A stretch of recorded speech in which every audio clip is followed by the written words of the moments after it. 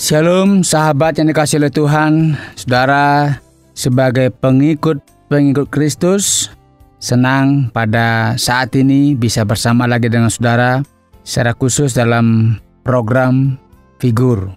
Saudara, melalui program ini saudara akan diajak untuk mengenal Yesus Kristus lebih dalam lagi.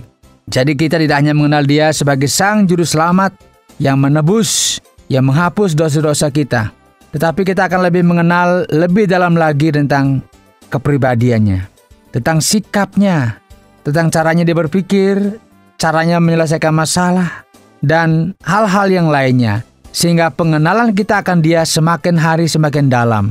Sehingga pada akhirnya kita memahami apa yang menjadi kehendaknya bagi kehidupan kita semua. Kiranya melalui program ini, saudara dan saya diberkati oleh Tuhan. Dari studio saya sampaikan, selamat mendengarkan.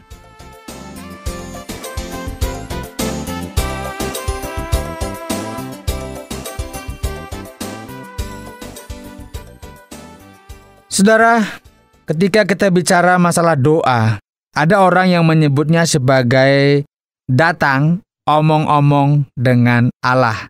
Artinya apa, saudara? Ada komunikasi antar pribadi, antara saya dan Tuhan, antara saudara dengan Tuhan. Dan isi komunikasinya apa? Itu yang tahu sebenarnya adalah saudara dan Tuhan, atau saya dengan Tuhan. Dalam masyarakat yang kita kenal selama ini, doa kadang diartikan sebagai hal-hal yang magis, ya, sehingga ada mantranya. Ya, tujuannya apa? Tujuannya supaya bisa mengundang kehadiran pribadi lain yang dianggap lebih berkuasa. Untuk apa, saudara? Untuk memberikan pertolongan. Jadi ada mantra, ya ada hal-hal yang lainnya. Ya itulah pemahaman di masyarakat tentang doa. Sehingga ada orang yang mengucapkan doa-doanya dengan tujuan-tujuan tertentu. Saudara, apapun bentuk doa yang disampaikan, pada dasarnya doa itu adalah komunikasi dengan pribadi yang dianggap memiliki kuasa, entahkah makhluk halus, roh nenek moyang, dan lain sebagainya. Itu adalah pengertian yang umum. Nah, saudara, kita nggak bicara mengenai doanya, tetapi kita bicara saat ini mengenai tokoh yang patut kita contoh dalam hal berdoa. Tokoh tersebut siapa, saudara? Namanya adalah Yesus Kristus. Saat ia hidup sebagai manusia di muka bumi ini, ia telah memberikan contoh bagaimana berdoa kepada Bapa di sorga, kepada Allah, kepada Sang Pencipta. Dalam perannya sebagai dia saat itu sebagai manusia. Ada banyak kisah yang dituliskan di dalam Alkitab yang menjelaskan tentang berdoa yang dilakukan oleh Tuhan Yesus Kristus. Orang bertanya, kok Tuhan berdoa? Saudara harus ingat bahwa ketika dia memberikan contoh teladan dalam berdoa, dia sedang dalam posisi sebagai manusia. Dia beri contoh kepada para muridnya. Untuk apa? Pentingnya berkomunikasi dengan Sang Bapa. Dalam Markus 1 ayat 35 dituliskan, pagi-pagi benar, waktu hari masih gelap, ia bangun dan pergi keluar. Ia pergi ke tempat yang sunyi dan berdoa di sana. Saudara, bicara mengenai pagi-pagi benar, artinya itu masih pagi, saudara. Matahari belum terbit, ya masih pagi, masih sepi, orang masih tidur nyenyak. Bahkan kriminolog bilang justru masa-masa itu rawan. Karena apa? Orang tertidur dengan lelap, nyenyak, orang masuk, pencuri masuk. Dan Yesus dijelaskan di sini, pagi-pagi benar, waktu hari masih gelap, ia bangun dan pergi keluar. Ia pergi ke tempat yang sunyi dan berdoa di sana. Saudara, apa yang disampaikan di sini? Bagaimana Yesus bangun dan pergi ke tempat yang sunyi untuk berdoa, memberikan sebuah teladan. Untuk apa, saudara? Melawan yang disebut namanya rasa kemalas untuk bangun pagi. Ya, ini salah satu contoh praktis saja. Pagi-pagi benar, kita kan pagi-pagi masih, wah, anak-anaknya tidur, saudara. Kecuali orang yang nggak bisa tidur, beda lagi. Tapi ini yang normal-normal biasanya pagi-pagi masih sedang bagus untuk tidur, ya. Waktu yang sangat rawan. Apalagi bagi saudara yang ada pekerjaan yang sangat melelahkan, pasti sangat tidak bisa bangun pagi sekali. Namun dalam kondisi yang sedemikian ini, saudara, Yesus memberikan teladan bagaimana menggunakan pagi hari, waktu yang sangat-sangat segar itu untuk datang berdoa kepada Tuhan. Di kisah yang lainnya saudara dijelaskan ketika Yesus sudah selesai untuk berdoa, dicatat selesai berdoa, para murid rupanya datang kepadanya. Wah, jadi para murid ini memperhatikan, oh Yesus lagi berdoa, tidak diganggu. Tetapi begitu selesai berdoa, para murid datang kepadanya untuk apa saudara? Bukan untuk ditanya, tadi doa apa? Enggak.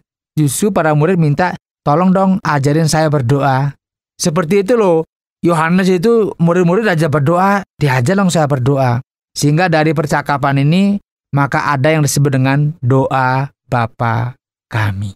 Saudara, dalam Lukas 11 ayat yang pertama dituliskan, pada suatu kali Yesus sedang berdoa di salah satu tempat. Salah satu tempat tidak dijelaskan. Ketika ia berhenti berdoa, arti selesai berdoa, berkatalah seorang dari murid-muridnya kepadanya, Tuhan, ajarlah kami berdoa, sama seperti yang diajarkan Yohanes kepada murid-muridnya. Nah, saudara, peristiwa ini memberikan pelajaran kepada kita bahwa berdoa itu sudah menjadi gaya hidup Yesus. Bahkan jika ditanyakan kepada para murid, pastilah mereka dengan sepakat, kompak, mengatakan bahwa Yesus Kristus selain dia mengajar, dia membuat tanda-tanda mujizat, ternyata saudara yang menonjol dalam kehidupannya adalah apa? Kehidupan doanya. Jadi aktivitas doanya begitu rutin, begitu kentara sekali.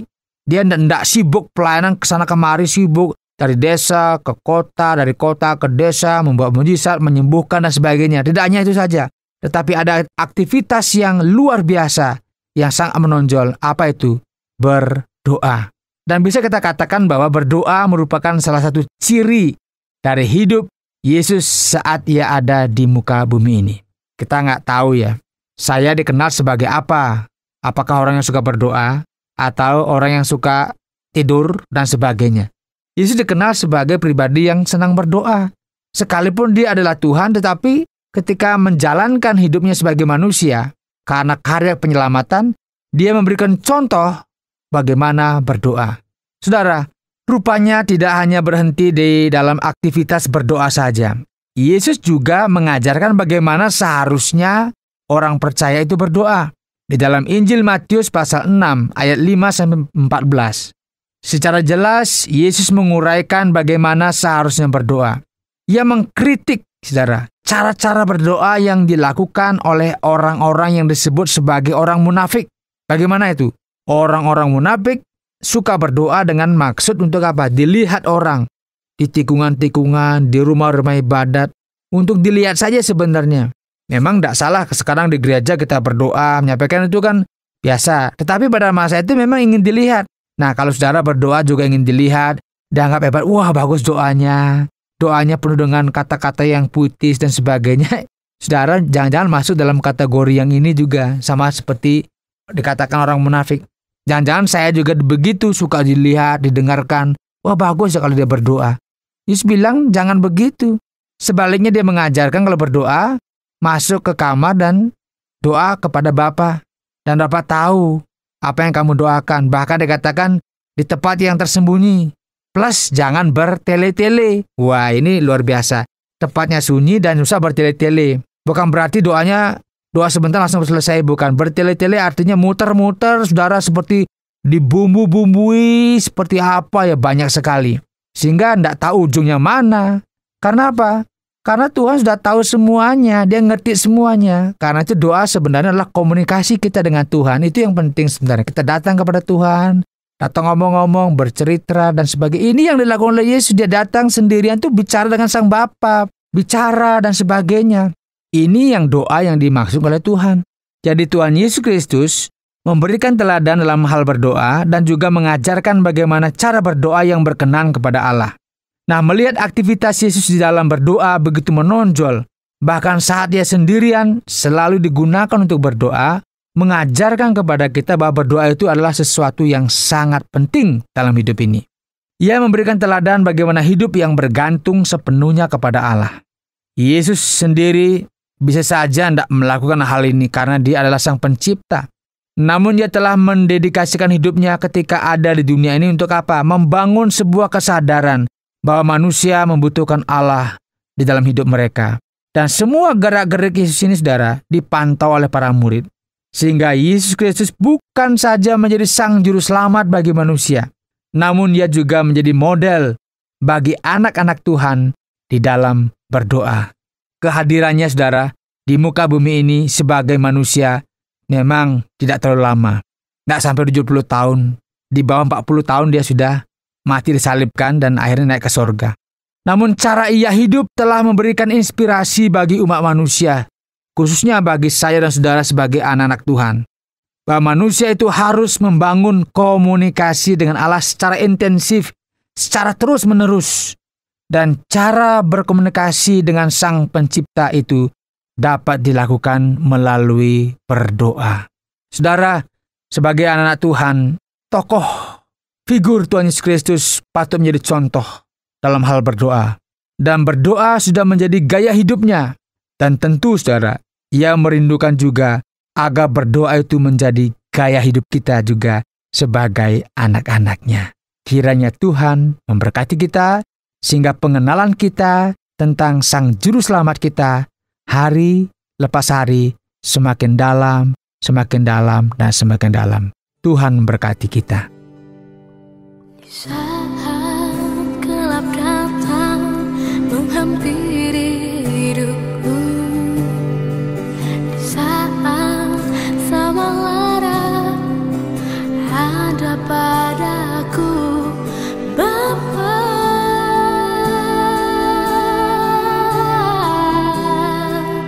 pegang erat tanganku.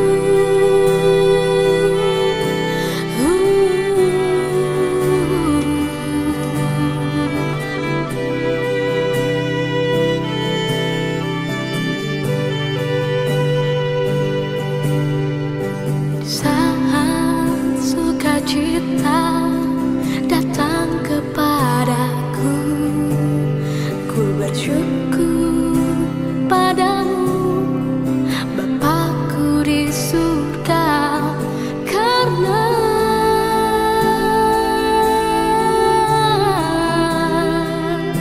Kau tuntut aku. Ku berdoa padamu, oh Tuhanku,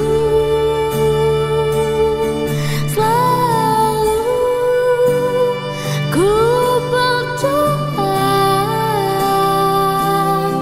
padamu, oh Tuhanku, selalu, selalu, selalu.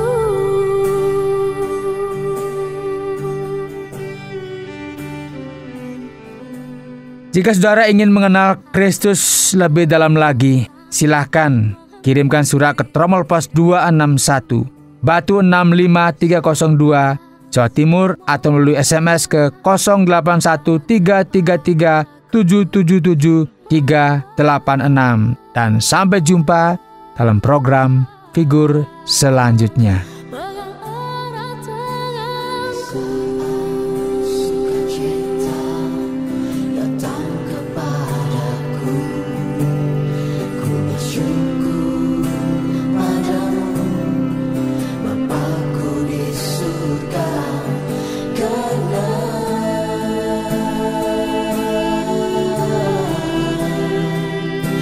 Kau tuntut selalu. Ku berdoa padamu, oh Tuhanku, selalu ku berdoa padamu, oh Tuhanku, selalu, selalu.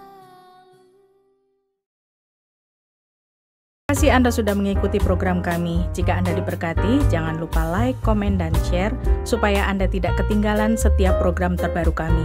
Jangan lupa juga untuk subscribe channelnya dan nyalakan loncengnya. Jika Anda ingin mendukung pelayanan kami, bisa melalui rekening kami berikut ini, atau menghubungi kami di sini.